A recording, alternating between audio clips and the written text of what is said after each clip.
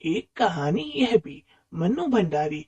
जन्मी तो मैं मध्य प्रदेश के भानपुरा गांव में थी, लेकिन मेरी यादों का सिलसिला शुरू होता है अजमेर के ब्रह्मपुरी मोहल्ले के उस 2 मंजिला मकान से, जिसकी ऊपरी मंजिल में पिताजी का साम्राज्य था, जहां चारों तरफ किताबें अखबार फैले होते और पिताजी उन सबके बीच या तो कुछ पढ़ रहे होते या फिर डिक्टेशन दे रहे होते थे। नीचे हम सब भाई बहनों के साथ रहती थी हमारी बे पढ़ी लिखी व्यक्तित्वहीन माँ। अजमेर से पहले पिताजी इंदौर में रहते थे, जहां उनकी बड़ी प्रतिष्ठा थी, नाम था, सम्मान था।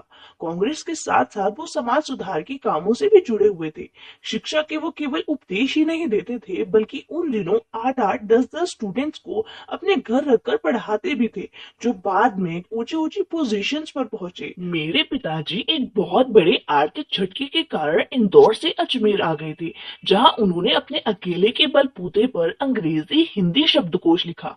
इस शब्दकोश से उन्होंने नाम तो बहुत कमाया, लेकिन पैसा नहीं कमा पाए। पैसे की तंगी की वजह से वो बहुत ज्यादा चिड़चिड़े और गुस्सैल हो गए थे, और अपना गुस्सा वो मेरी माँ और हम सब भाई बहनों पर उतारने लगे थे। चलिए अब मैं अपने बारे में बताती हूँ। मैं बचपन से ही काली हूँ। बचपन में मैं बहुत ज्यादा दुबली और मरियल भी थी। गोरा रंग पिताजी की कमजोरी थी, इसलिए वो बचपन में मुझसे 2 साल बड़ी बहन सुशीला, जो बहुत ज्यादा गोरी और खूबसूरत थी, उससे मेरी हर बात में तुलना किया करते थे। उस बेइज्जती से मैं आज तक नहीं उभर पाई। होश संभालने के बाद से ही मेरे और मेरे पिताजी के बीच में किसी न किसी बात पर बहस और टक्कर चलती ही रहती है। शायद मेरे पिताजी की कुछ आदतें मेरे भी अंदर है। पिताजी से ठीक उल्टी है मेरी अनपढ़ माँ। सब्र उनमें बहुत ज्यादा है। पिताजी की हर जाति को और अपने बच्चों की हर सही और गलत फरमाइश और जिद को वो अपना फर्ज समझकर पूरा करती हैं।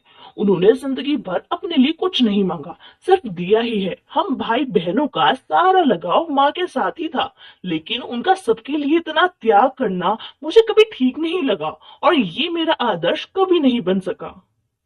5 भाई बहनों में मैं सबसे छोटी थी। मेरी सबसे बड़ी बहन की शादी के समय शायद मैं 7 साल की रही होंगी, लेकिन अपने से 2 साल बड़ी बहन सुशीला और मैंने बचपन के सारे खेल खेले, जैसे लंगड़ी टांग, पकड़म पकड़ाई, काली टीलो और गुड्डी गुड़ियों के ब्याह भी रचाए। वैसे तो हमने भाइयों के साथ भी गिल्ली डंडा खेला, पतंगे उड़ाई, लेकिन वो बाहर ही खेलते थे और हम लड़कियों का दायरा घर तक ही था।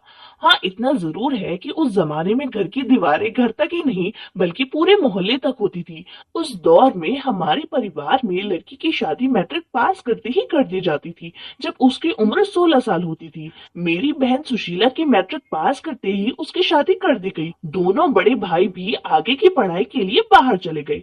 इन लोगों के जाते ही पहली बार मुझे अपने वजूद का एहसास हुआ। पिताजी का ध्यान भी अब पहली बार मुझ पर था। लड़कियां जो इस उम्र में स्कूल के साथ साथ घर और रसोई के सारे काम सीख जाती हैं, लेकिन मेरे पिताजी ने मुझसे कहा कि मैं रसोई से दूर ही रहूं, क्योंकि रसोई को वो भटियार खाना कहते थे। उनके हिसाब से वहां रहना अपनी काबिलियत को भट्टी में झोंकना था। घर में आए दिन अलग अलग राजनीतिक पार्टियों के जमावड़े लगे रहते और जमकर बहसें होती। बहस करना पिताजी का सबसे पसंदीदा काम था। मैं चाय नाश्ता देने जाती तो पिताजी भी मुझे वहीं बैठने को कहते। वो चाहते थे कि मैं भी वहीं बैठूं और इन बहसों को सुनूं और जानूं कि देश में क्या कुछ हो रहा है, लेकिन मेरे तो कुछ समझ नहीं आता था। सन 1942 के आंदोलन के बाद से तो सारा देश खौल रहा था। क्रांतिकारियों और शहीदों की कुर्बानियों से मन मेरा बहुत परेशान रहता था। तब मैं 10वीं कक्षा में थी और बिना कुछ सोचे समझे मैं बहसें यूं ही सुना करती थी। लेकिन सन 1945 में जैसे ही मैंने 10वीं की परीक्षा पास करके मैं फर्स्ट ईयर में गई, तो मेरी मुलाकात सावित्री गर्ल्स हाई स्कूल की हिंदी टीचर शीला अग्रवाल से हुई। उन्होंने मेरा साहित्य यानी लिटरेचर की दुनिया से परिचय करवाया। 2 सालों के दौरान मैंने साहित्य की दुनिया की बड़े बड़े लेखकों की किताबें पढ़ डाली। शीला अग्रवाल ने मेरे साहित्य का दायरा ही नहीं बढ़ाया, बल्कि देश की हालात को जानने और समझने में मेरी मदद की, और उन्होंने मुझे आजादी के आंदोलन में हिस्सा लेने के लिए बढ़ावा दिया। शीला अग्रवाल ने मुझे साहस और आत्मविश्वास से भर दिया, जिससे मेरी रगों में बहता खून लावे में बदल गया। हालात ये थे कि शहर में एक बवंडर मचा था और मेरे घर में एक अलग बवंडर। पिताजी मुझसे काफी नाराज थे। इसकी वजह ये थी कि पिताजी की आजादी की सीमा बस यहीं तक थी कि मैं उनके साथ घर में आए हुए लोगों के बीच उठूं बैठूं और उनकी बातों को जानूं समझूं। लेकिन मैं तो शहर में हाथ उठा उठाकर नारे लगाती, हड़तालें करवाती, लड़कों के साथ शहर की सड़कें नापती। तो ये मेरे पिताजी के लिए नाकाबिले बर्दाश्त था। लेकिन मेरे पिताजी की एक कमजोरी थी और वो थे उनके सिद्धांत। वो ये मानते थे कि इंसान को कुछ ऐसा अलग, कुछ ऐसा हटके करना चाहिए कि समाज में उसका नाम हो, सम्मान हो, प्रतिष्ठा हो। इसी सिद्धांत की वजह से मैं एक दो बार पिताजी के गुस्से से बच गई। एक बार कॉलेज के प्रिंसिपल का खत आया कि पिताजी मुझसे आकर मिले और बताया कि मेरी हरकतों के कारण मेरे खिलाफ कार्रवाई क्यों न करी जाए। खत पढ़ते ही पिताजी आग बबूला हो गए और बोले, ये लड़की मुझे कहीं मुंह दिखाने लायक नहीं रखेगी। पता नहीं क्या क्या सुनना पड़ेगा वहां जाकर। 4 बच्चे पहले भी पढ़े हैं पर किसी ने ये दिन नहीं दिखाए। और गुस्से से भन्नाते हुए वो चले गए। मुझे पता था कि पिताजी वापस लौटकर क्या कहर बरसाएंगे, इसलिए मैं पड़ोस की एक सहेली के यहाँ जाकर बैठ गई और माँ से कह दिया कि जब गुस्सा ठंडा हो जाएगा तब मुझे बुला लेना। लेकिन थोड़ी ही देर में माँ ने आकर बताया कि वो तो बहुत खुश है। घर गई तो मुझे यकीन ही नहीं हुआ। पिताजी बहुत ही खुश थे और वो खुशी खुशी मुझे बताने लगे, सारे कॉलेज की लड़कियों पर इतना रोब है तेरा। सारा कॉलेज तुम 3 लड़कियों के इशारे पर चल रहा है। प्रिंसिपल बहुत परेशान थी और बार बार यही कह रही थी कि मैं तुझे घर पर बिठा लूं, क्योंकि वो लोग किसी तरह डरा धमका कर लड़कियों को क्लासों में भेजते हैं और अगर तुम एक इशारा कर दो तो सारी लड़कियां क्लास छोड़कर बाहर मैदान में जमा होकर नारे लगाने लगती है। तुम लोगों की वजह से कॉलेज चलाना मुश्किल हो गया है उनके लिए। कहाँ दूर जाते समय पिताजी आग बबूला थे और कहाँ अब कॉलेज के प्रिंसिपल से बड़े गर्व से ही कहकर आए हैं कि यह तो पूरे देश की पुकार है। इस पर कोई कैसे रोक लगा सकता है भला। ऐसे ही एक और घटना हुई। आजाद हिंद फौज के मुकदमे का सिलसिला था।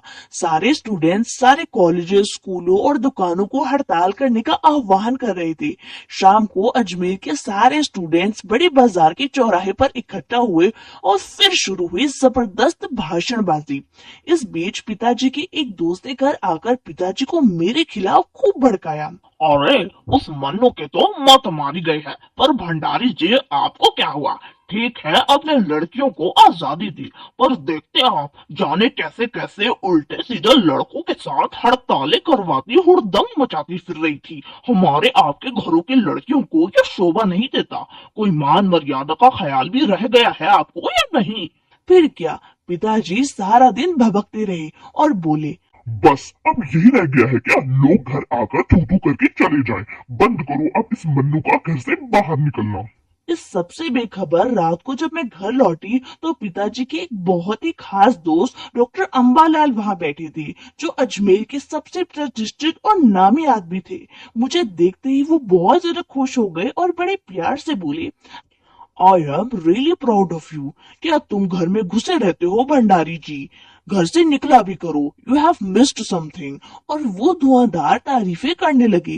वो बोलते ही जा रहे थे और पिताजी के चेहरे का गुस्सा धीरे धीरे गर्व में बदलता जा रहा था। और जब मैं अंदर गई तो माँ ने दोपहर की गुस्से वाली बात मुझे बताई तो मैंने राहत की सांस ली। मई 1947 को मेरे कॉलेज ने शीला अग्रवाल को कॉलेज की लड़कियों को भड़काने और कॉलेज का डिसिप्लिन बिगाड़ने के आरोप में नोटिस थमा दिया और हम 3 लड़कियों को 3rd ईयर में एडमिशन लेने पर प्रतिबंध लगा दिया। लेकिन फिर भी हुड़दंग तो हमने बाहर भी खूब मचाया। आखिरकार कॉलेज वालों को हमें 3rd ईयर में एडमिशन देना ही पड़ा। हमारी जीत हुई। लेकिन 15 अगस्त 1947 को भारत आजाद हुआ तो ये सबसे बड़ी खुशी थी, क्योंकि ये शताब्दी की सबसे बड़ी उपलब्धि थी।